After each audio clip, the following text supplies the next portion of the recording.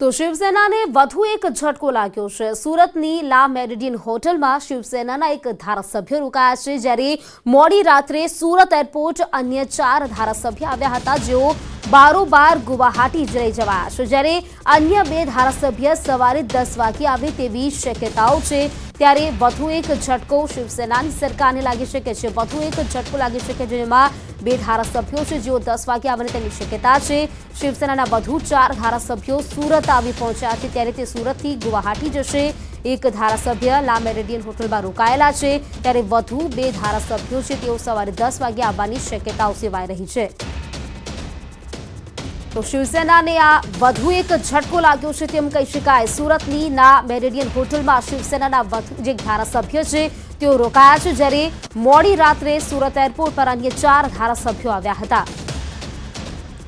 તો એકનાથ શિંદે ગ્રુપની થોડી વારમાં બેઠક મળશે। બળવાખોર ધારાસભ્યો સાથે બેઠક મળવાની છે। આ બેઠકમાં આગળની રણનીતિ અંગે ચર્ચા કરવામાં આવશે। શિંદે સહિત કેટલાક ધારાસભ્યોએ મુંબઈ પરત ફરવું પડશે। આગળની જે પ્રક્રિયા છે તે અંગે રણનીતિ ઘડવામાં આવશે। તો એકનાથ શિંદે ગ્રુપની થોડી વારમાં બેઠક મળવા જઈ રહી છે।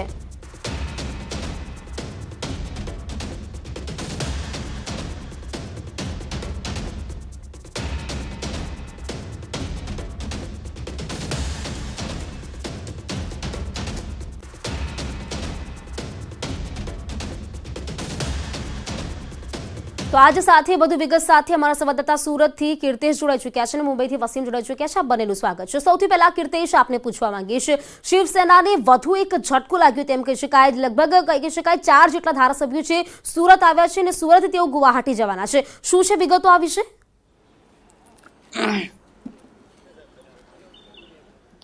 બિલકુલ પ્રીતિ, જે રીતે મહારાષ્ટ્રના રાજકારણમાં 2 દિવસ પહેલા ભૂકંપ સર્જાયો હતો, સૌપ્રથમ પહેલી વખત 11 ધારાસભ્યો પહોંચ્યા હતા, ત્યારબાદ એક પછી એક કરીને 40 જેટલા ધારાસભ્યો સુરતની લા મેરિડિયન હોટલ ખાતે પહોંચ્યા હતા। તમામ લોકોને બાય ફ્લાઇટ ગુવાહાટી લઈ જવામાં આવ્યા હતા। ત્યારબાદ ગતરોજ 3 જેટલા ધારાસભ્ય અને આજે મોડી રાત્રે 1 બાય રોડ અને 3 બાય એરલાઇન્સ એટલે કે ટોટલ 4 લોકો આવ્યા હતા, તેમને પણ ગુવાહાટી મોકલી દેવામાં આવ્યા છે। 10 વાગ્યાની સાથે વધુ 2 ધારાસભ્ય સુરત પહોંચે તેવી શક્યતા છે। એટલે કે મહારાષ્ટ્રમાં જે શિવસેનાની સરકાર છે, આ શિવસેનાના ધારાસભ્યો એક પછી એક બળવો કરી રહ્યા છે, એક પછી એક ઝટકા આપી રહ્યા છે। અત્યાર સુધીમાં કહી શકાય 46 થી 47 ધારાસભ્યો છે તે સુરતથી વાયા ગુવાહાટી પહોંચ્યા છે। ત્યારે કહી શકાય કે વધુ 2 ધારાસભ્યો ટૂંક સમયમાં પહોંચે તેવી શક્યતાઓ છે, જેને લઈને સુરતની હોટલમાં સતત 3 દિવસથી પોલીસ તરફી દેવામાં આવી છે। દ્રશ્ય સીધા જોઈ શકાય છે કે પોલીસ હજુ પણ અહીંયા હાજર છે।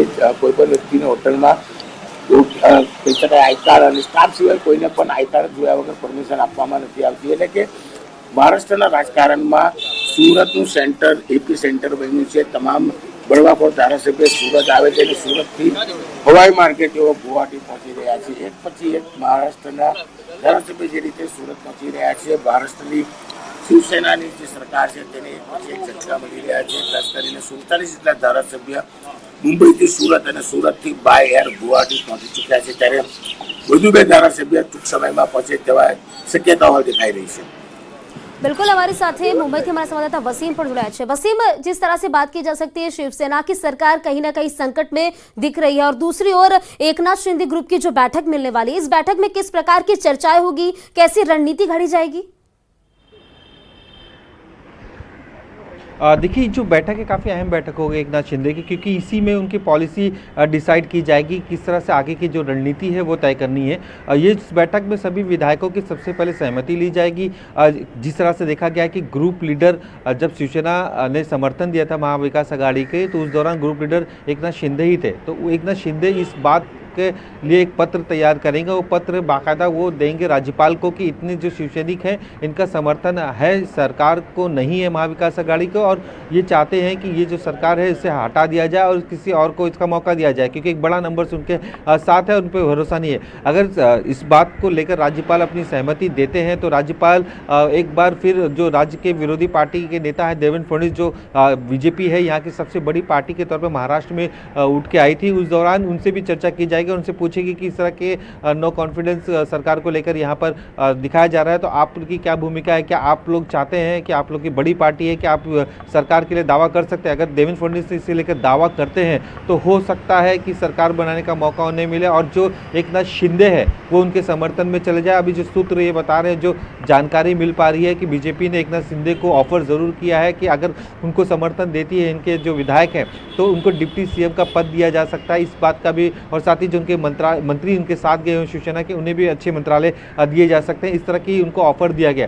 अगर एक शिंदे अपना समर्थन बीजेपी को देते हैं तो हो सकता है सरकार बन सकती है। अगर देवेंद्र फडणवीस ने इस बात से इनकार कर दिया कि वो क्लेम नहीं करते सरकार बनाने की, तो राष्ट्रपति शासन लागू हो सकता है और 6 महीने के बाद यहाँ पे चुनाव लिए जा सकते हैं। ये पूरी तरीके से प्रोसेस है, लेकिन ऐसा नज़र नहीं आ रहा है कि किसी भी तरीके से दोबारा चुनाव होंगे, कि कोई भी विधायक ये नहीं चाहता है कि वो चुनाव दोबारा किया जा सके। तो इसे लेकर एक पूरा गुट जो एकनाथ शिंदे का है वो तैयार है। पर चर्चाओं के बाद एक निर्णय लिया जाएगा। ये निर्णय के लिए फिर अवगत कराया जाएगा राज्यपाल को। फिलहाल राज्यपाल कोरोना से संक्रमित हैं तो अस्पताल में अपना इलाज करवा रहे हैं, लेकिन उनके कार्यालय में इस तरह की जानकारी दी जा सकती है कि कई ऐसे विधायक हैं जो इस सरकार से नाराज है और उस सरकार से अपना समर्थन वापस ले रहे हैं। जी बिल्कुल वसीम, जिस तरह से जो बैठक मिलने वाली है, आज की जो बैठक है को बहुत ही अहम मानी जा रही है इस बैठक को, लेकिन बैठक के बाद आपको क्या लगता है महाराष्ट्र की जो राजनीति है वो किस तरह से मुड़ने वाली है? क्या मोड़ रहेगा इस राजनीति का? देखिए, जिस तरह से अब तक की जो सीनरी सामने आ रही है, इससे एक बात ज़रूर साबित होती है कि महाराष्ट्र की जो महाविकास आघाड़ी सरकार है पूरी तरीके से खतरे में नज़र आ रही है। उनके पास मेजॉरिटी नहीं है, अब अल्पमत की सरकार हो चुकी है, क्योंकि 48 विधायक उनके साथ है एकनाथ शिंदे के, इस तरह का उनका दावा है। 48 विधायक उनके साथ जाते हैं तो ये जो आंकड़ा है जो सरकार बनाने का वो काफ़ी कम हो जाता है। तो ऐसे वक्त में उनके लिए मुसीबतों का दौर है। देखा जा रहा है कि आज उद्धव ठाकरे भी मातोश्री पहुँच चुके हैं। कल देर रात वो अपने घर पहुंचे और उनके जो बड़े नेता हैं उनके साथ चर्चा करेंगे, स्थिति का जायजा लेंगे, किस तरह से उनकी परिस्थिति विधान सभा में कौन कौन से विधायक है जो अब उनके साथ है, उसी के आधार पर वो आगे की रणनीति तय करेंगे। तो वहीं पे महाविकास आघाड़ी के जो दूसरे दल है, जो सहयोगी दल है, उनमें भी कहीं ना कहीं हड़कंप मचा हुआ है। अब शरद पवार करीब 11 बजे करीब अपने जो विधायक हैं उनके साथ चर्चा करेंगे, उनके जो बड़े नेता हैं उनके साथ डिस्कशन करेंगे कि आगे की रणनीति किस तरह से तय करना है, क्योंकि जिस तरह से एकनाथ शिंदे ने बगावती सुर उठा दिया है, इसके बाद ये सरकार चलना काफ़ी मुश्किल नज़र आ रही है। अगर फ्लोर टेस्टिंग तक की अगर बात आती है तो वहाँ तक का कोशिश की जाएगी कि शिवसेना महाविकास आघाड़ी तरफ की फ्लोर टेस्टिंग तक जाए, और ये उम्मीद अब भी उनकी तरफ से जताई जा रही है कि ऐसे विधायक जो एकनाथ शिंदे के साथ गए हैं, हो सकता है एंड मूवमेंट पे उनके वापस वो अपना समर्थन महाविकास आघाड़ी की सरकार को दे दे। इस तरह की कोशिश उनकी लगी हुई है और कोशिश से इसी पे सारे जो रणनीति तय की जा रही है। अब इन सारे बैठकों के बाद किस तरह से शरद पवार बात करते हैं उद्धव ठाकरे से, किस तरह की चर्चा करते हैं, ये वाली देखने वाली बात होगी। लेकिन फिलहाल अब तो जो महाराष्ट्र की राजनीति है एकनाथ शिंदे के इर्द गिर्द ही घूम रही है। बिल्कुल, जिस तरह से कहा जा रहा है कि एकनाथ शिंदे आज पत्र भी भेजने वाले हैं, राज्यपाल को जो पत्र भेजने वाले हैं, तो ये हम कह सकते हैं कि पूरा जो मामला है अब वो राज्यपाल पर टिका हुआ है। हाँ जी ज़रूर, अब यह पूरा मामला है राज्यपाल पर टिका है। ये राज्यपाल को जब पत्र भेजते हैं उसमें जो विधायक है उनकी सिग्नेचर ली जाएगी और ये बताने की कोशिश की जाएगी कि महाविकास आघाड़ी सरकार पर उनका भरोसा नहीं है और हम इस सरकार से अपना समर्थन वापस लेते हैं।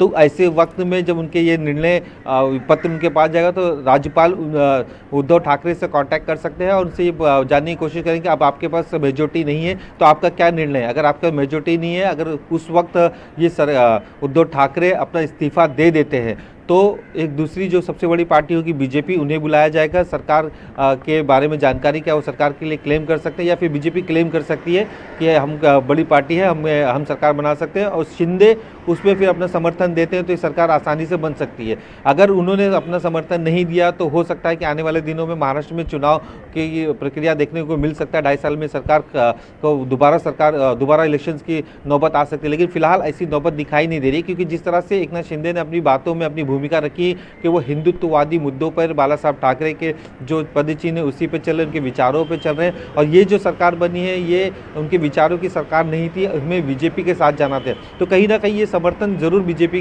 की तरफ दिखाई दे रहा है। तो ऐसे वक्त में महाविकास आघाड़ी सरकार गिरती हुई नजर आ रही है और साथ में जो एकनाथ शिंदे है उनकी भूमिका साफ तौर पे यही है कि किसी भी हाल में बीजेपी को समर्थन दिया जाए। वो बड़ी पार्टी भी है, उनकी विचारधारा एक साथ है, 25 से 30 साल तक वो लगातार उनके साथ सत्ता में रहे भी हैं। तो ये सारी बातों को लेकर आज अपनी विधायक है उनके साथ चर्चा करेंगे। उनकी चर्चाओं के बाद एक रणनीति तैयार की जाएगी और रणनीति तैयार करने के बाद ये सारा मामला राज्यपाल तक पहुंचेगा। राज्यपाल इस पे क्या निर्णय लेते हैं ये देखने वाली बात होगी। बिल्कुल वसीम, धन्यवाद आपका जुड़ने के लिए।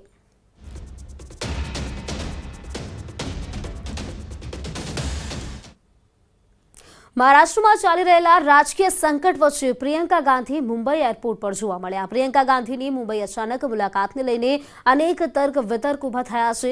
જો કે એવું કહેવામાં આવી રહ્યું છે કે પ્રિયંકા ગાંધી કોઈ પ્રવાસને લઈને મુંબઈ એરપોર્ટ પર આવ્યા હતા। મુંબઈથી તેઓ અન્ય પ્રવાસ માટે જઈ રહ્યા હતા। તેઓ મુંબઈ એરપોર્ટ બહાર પણ ન આવ્યા હતા, પરંતુ મોટા નેતાઓ પ્રિયંકાને મળવા માટે એરપોર્ટ પહોંચ્યા હતા। તેઓએ મહારાષ્ટ્રમાં ચાલી રહેલી રાજકીય ગતિવિધિ અંગે પ્રિયંકા ગાંધીને માહિતગાર કર્યા હતા।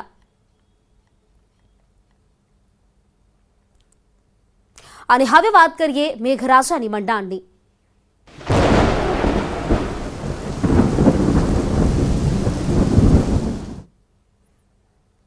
જૂનાગઢ ગિરનાર પર્વત પર આહલાદક વાતાવરણ, પર્વત પર ધીમી ધારી વરસાદ, પવનના સુસવાટા સાથે વરસાદ વરસી રહ્યો છે। તો વાત કરીએ ગિરનાર પર્વત પર ખુશનુમા વાતાવરણ જોવા મળ્યું છે। વરસાદ અને પવન વચ્ચે યાત્રિકોની ગિરનાર યાત્રા જોવા મળી, જેમાં જૂનાગઢ શહેરના પણ અમુક વિસ્તારમાં વરસાદ વરસી રહ્યો છે। તો પવનના સુસવાટા સાથે ધીમી ધારે વરસાદ વરસી રહ્યો છે। જૂનાગઢના ગિરિમાળાઓમાં ખુશનુમા વાતાવરણ જોવા મળી રહ્યું છે। કુદરતના ખોળે યાત્રિકોના મન પણ મોહિત થતા જોવા મળી રહ્યા છે। જે પ્રકારનું વાતાવરણ સર્જાયું છે, આહલાદક વાતાવરણ જે યાત્રિકો છે તેમને જોવા મળતા યાત્રિકોમાં પણ જે ખુશીનો માહોલ જોવા મળી રહ્યો છે। ગિરનાર પર્વતે જાણે વાદળોની ચાદર ઓઢી હોય તેવા પ્રકારના આ દ્રશ્યો જોવા મળી રહ્યા છે। ચારે કોર જે ધુમ્મસ જોવા મળી રહ્યું છે, ખુશનુમા આ વાતાવરણને જોતા જે યાત્રિકો છે તેમનામાં પણ જે ખુશીનો માહોલ છે, યાત્રિકોના મન મોહિત થતા જોવા મળી રહ્યા છે। આ દ્રશ્યો આપ જોઈ રહ્યા છો। ગિરનાર પર્વત પર આહલાદક જે વાતાવરણ સર્જાયું છે તેના જેમાં જાણે પર્વતે વાદળોની ચાદર ઓઢી હોય તેવા પ્રકારના આ દ્રશ્યો અત્યારે જોવા મળી રહ્યા છે।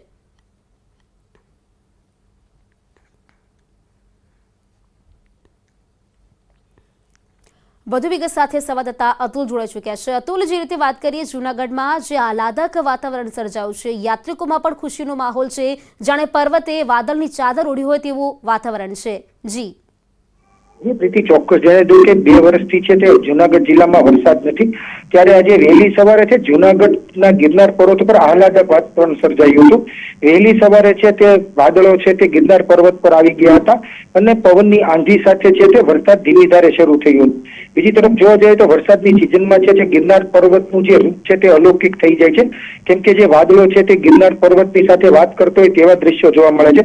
બીજી તરફ યાત્રિકોએ પણ આ ખુશનુમા વાતાવરણની અંદર સીડી ઉપરથી અને આ જે યાત્રાઓ છે તાપ લીધો હતો। તેના કહેવા મુજબ પણ આવા આહલાદક વાતાવરણમાં જે લોકો યાત્રા કરી છે તેમને પણ ખૂબ મજા આવી છે।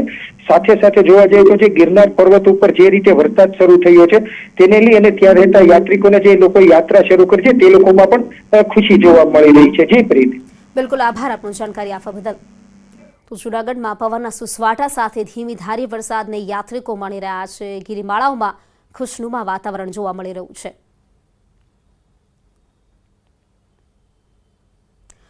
તો આ તરફ ખાંભા શહેરમાં વહેલી સવારથી ધોધમાર વરસાદ વરસ્યો છે। આ વરસાદ ખાંભાના મોટા ભાગના ગ્રામ્ય પંથકમાં વરસાદી માહોલ જોવા મળી રહ્યો છે। આ ભારે વરસાદને પગલે ખાંભાના ધતારવાડી નદીમાં પણ પૂર આવ્યું છે। તો ખાંભાની ધાતરવડી નદીમાં જે પૂરનો માહોલ જોવા મળી રહ્યો છે। અમરેલીના ખાંભામાં ધોધમાર વરસાદને કારણે નદીમાં પૂરની સ્થિતિનું નિર્માણ થવા પામ્યું છે। વહેલી સવારથી જ આ ધોધમાર વરસાદ ખાંભામાં પડી રહ્યો છે, જેને કારણે સમગ્ર ગ્રામ્ય પંથકમાં વરસાદી માહોલ જામ્યો છે। વધુ વિગત સાથે સંવાદદાતા રાજન જોડાઈ ચૂક્યા છે। રાજન, વાત કરીએ ખાંભામાં વહેલી સવારથી જ ધોધમાર વરસાદ વરસી રહ્યો છે, નદીમાં પૂરની સ્થિતિનું નિર્માણ થવા પામ્યું છે, શું છે સ્થિતિ અત્યારની? પ્રીતિ, આમ તો માત્ર ખાંભા નહીં પરંતુ સાવરકુંડલા, ખાંભા અને અમરેલી આ 3 વિસ્તાર એવા છે જ્યાં વહેલી સવારથી સારો એવો વરસાદ છે. ખાંભા અને સાવરકુંડલાની જે સ્થાનિક નદી છે જેમાં નાવલી અને ધાતરવડી આ બંને નદીઓમાં પૂર પણ આવ્યું છે અને લગભગ 3 તાલુકામાં ખૂબ સારો અને વાવણી લાયક વરસાદ થયો છે. ખેડૂતોમાં ખૂબ ખુશીનો માહોલ છે. અત્યારે પણ અમરેલી જિલ્લામાં વરસાદી માહોલ છે અને જે રીતે હવામાન વિભાગની આગાહી પણ છે તે રીતે લાગી રહ્યું છે કે આજે પણ વરસાદ છે અમરેલી જિલ્લાને ગમરોળશે. પ્રીતિ, બિલકુલ આભાર આપનો જાણકારી આપવા બદલ. તો અમરેલીના ખાંભામાં પણ ધોધમાર વરસાદ વરસી રહ્યો છે. વહેલી સવારથી જ મેઘમંડાળ જોવા મળ્યું છે, જે ધોધમાર વરસાદને કારણે નદીમાં પણ પૂર આવ્યું હોય તેવી સ્થિતિનું નિર્માણ થયું છે. શરૂ થયો પાણીની શરૂ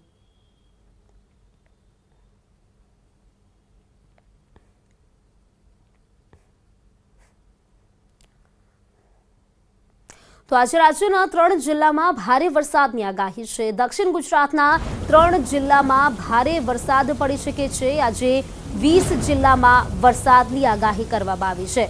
દક્ષિણ ગુજરાતના તમામ જે જિલ્લાઓ છે ત્યાં વરસાદની આગાહી કરવામાં આવી છે. ભારે વરસાદની આગાહી કરાઈ છે.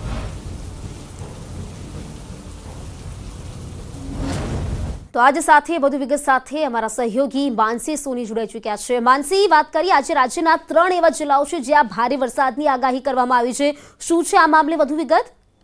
જી બિલકુલ, હવામાન વિભાગ દ્વારા આગામી 5 દિવસ માટે રાજ્યમાં વરસાદની આગાહી કરવામાં આવી છે, જેમાં આજના દિવસ માટે સૌથી વધુ વરસાદ દક્ષિણ ગુજરાતના 3 જિલ્લામાં વરસાશે.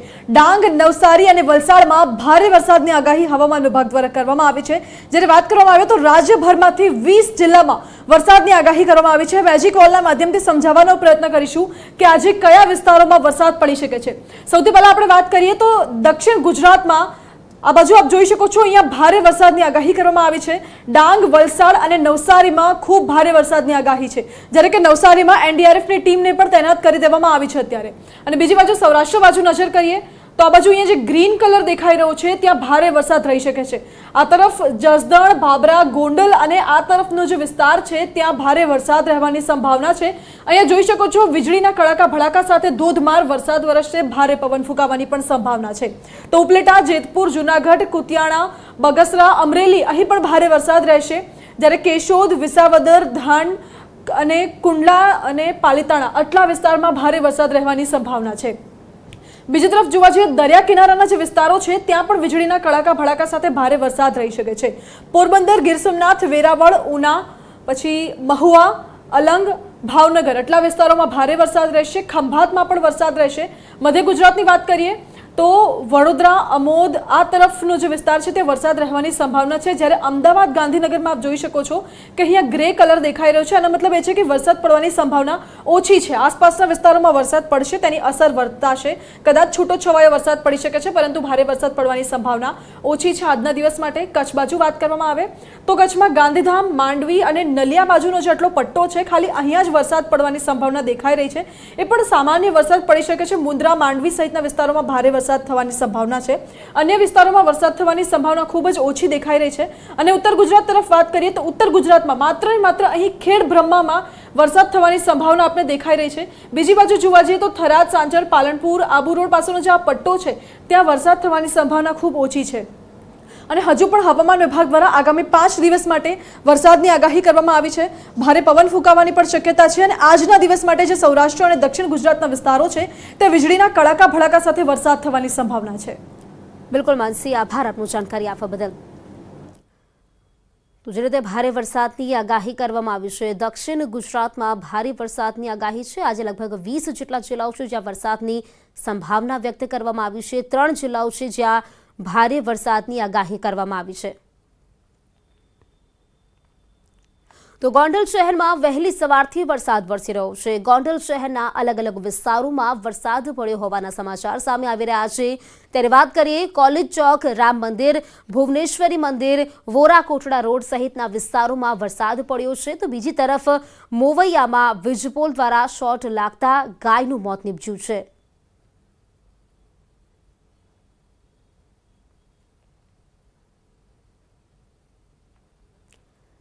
તો આ તરફ રાજકોટ સહિત સમગ્ર સૌરાષ્ટ્રમાં વરસાદની આગાહી છે. શહેરના અમુક વિસ્તારમાં વહેલી સવારે વરસાદી ઝાપટા પડ્યા। જિલ્લામાં પણ અનેક વિસ્તારોમાં ધીમી ધારે વરસાદ પડ્યો છે। રાજકોટ શહેરના વાતાવરણમાં વહેલી સવારથી જ પલટો જોવા મળ્યો હતો તો શહેરના રૈયા રોડ, રેસકોર્સ વિસ્તાર, મોટી ટાંકી ચોકમાં વરસાદી ઝાપટા જોવા મળ્યા।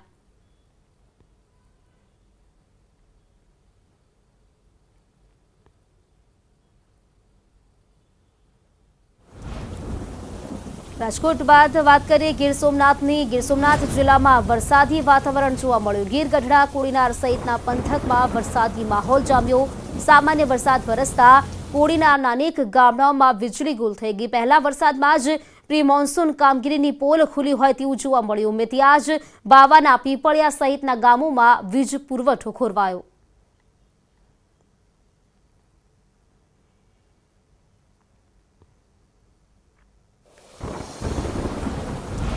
વાત કરીએ અમરેલીની। અમરેલી જિલ્લામાં વહેલી સવારથી જ વરસાદી માહોલ જોવા મળ્યો। સાવરકુંડલામાં વહેલી સવારે ધોધમાર વરસાદ વરસ્યો। ગાજવીજ સાથે વરસાદ થતા રસ્તાઓ પર પાણી ભરાયા હતા। મહુવા રોડ, હાથસની વિસ્તારમાં ધોધમાર વરસાદ વરસ્યો। સોસાયટીના રસ્તા પર વરસાદી પાણી વહેતા થયા તો સારો વરસાદ વરસતા ખેડૂતોમાં પણ ક્યાંક ને ક્યાંક ખુશીની લહેર જોવા મળી છે।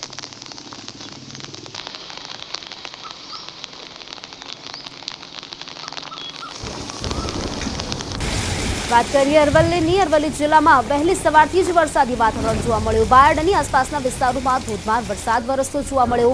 1 કલાકમાં 1 ઇંચથી વધુ વરસાદ વરસ્યો છે તો ચોયલા, સુંદરપુરા, ડેમાઈ પંથકમાં પણ વરસાદ પડ્યો। જિલ્લાના અન્ય તાલુકામાં ગાજવીજ સાથે વરસાદી ઝાપટા વરસ્યા હતા।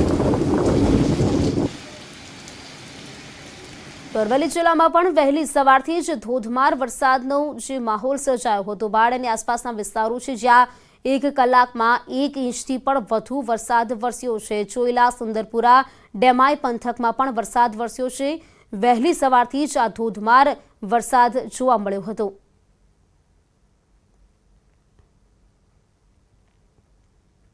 વડોદરા ફતેગંજ વિસ્તારમાંથી લાપતા 3 બાળકોનો મામલો। 3 બાળકો રેલવે સ્ટેશન પરથી મળી આવ્યા છે। ફતેગંજ પોલીસે બાળકોને વાલીઓને સોંપ્યા છે। તો ફતેગંજમાંથી લાપતા આ 3 બાળકોનો જે મામલો હતો, આ 3 બાળકો ગુમ થવાનો જે મામલો હતો, જેમાં તેઓ રેલવે સ્ટેશન પરથી આ 3 બાળકો મળી આવ્યા છે। ફતેગંજ પોલીસે બાળકોને તેમની વાલીને સોંપ્યા છે। બુધવારે સવારે આ બાળકો ગુમ થયા હતા। વધુ વિગત સાથે સંવાદદાતા અંકિત જોડાઈ ચૂક્યા છે। અંકિત, જે 3 બાળકો ગુમ થયા હતા તે બાળકો મળી આવ્યા છે અને તેમને વાલીને સોંપવામાં આવ્યા છે, શું છે અપડેટ? જી બિલકુલ, પરમ દિવસે જે રાત્રે મોડી રાત્રે 3 બાળકો ગુમ થવાનો મામલો સામે આવ્યો હતો। જે ફતેગંજ બ્રિજ નીચે જે મજૂર વર્ગ કરતા જે લોકો રહે છે તેમના જે 3 બાળકો છે તે ગુમ થઈ ગયા હતા અને ત્યારે જે ફતેગંજ પોલીસ સ્ટેશનની અંદર ફરિયાદ કરવામાં આવી હતી એમના વાલી દ્વારા અને પોલીસે જેટલી 6-7 જેટલી ટીમો બનાવીને જે છે તે બાળકોની શોધખોળ હાથ ધરી હતી અને જે ગઈકાલે મોડી સાંજે એટલે કે 7:30-8 વાગ્યાની આસપાસ આ બાળકો જે છે વડોદરા રેલવે સ્ટેશન જે પ્લેટફોર્મ નંબર 1 પરથી મળી આવ્યા છે અને તે જે ફતેગંજ પોલીસ દ્વારા બાળકોને શોધી કાઢવામાં આવ્યા હતા અને તમામ બાળકો જે છે 3 બાળકો તેમના વાલીને સોંપવામાં આવ્યા છે। કહી શકાય કે જે પ્રમાણે બાળકો પોલીસે જે મહેનત કરીને 24 કલાકની અંદર જ આ બાળકોને પાછા લાવવામાં આવ્યા છે, શોધી કાઢવામાં આવ્યા છે। સૌથી મોટો સવાલ એ છે કે બાળકો કેવી રીતના ગયા હતા। પોલીસે તેમની પૂછતાછ કરી હતી પરંતુ બાળકો ખૂબ જ નાના હોવાથી જે કહેવામાં આવ્યું કે અમે ફરતા ત્યાં આગળ જતા રહ્યા છે। જો કે બાળકો મળતા પોલીસ અને પરિવાર બંને જણને જે છે તે હાશકારો થયો છે। જી બિલકુલ અંકિત, આભાર આપનો જાણકારી આપવા બદલ। તો બુધવારે સવારે જે 3 બાળકો ગુમ થયા હતા, 3 બાળકોને અંતે પોલીસે શોધી કાઢ્યા છે। બાળકોને વાલીને સોંપવામાં આવ્યા છે। ફતેગંજમાંથી આ 3 બાળકો લાપતા થયા હતા, ત્યારબાદ જે ફરિયાદ નોંધવામાં આવી હતી અનુસાર પોલીસ દ્વારા તપાસ કરવામાં આવી અને અંતે પોલીસની જે મહેનત છે તે રંગ લાવી છે। આ 3 બાળકોને શોધી કાઢવામાં આવ્યા છે અને બાળકોને વાલીઓને સોંપવામાં આવ્યા છે। તો અત્યારના સમાચારોમાં ફક્ત આટલું જ અને સમાચારો માટે આપ જોતા રહો ન્યૂઝ 18 ગુજરાતી। નમસ્કાર।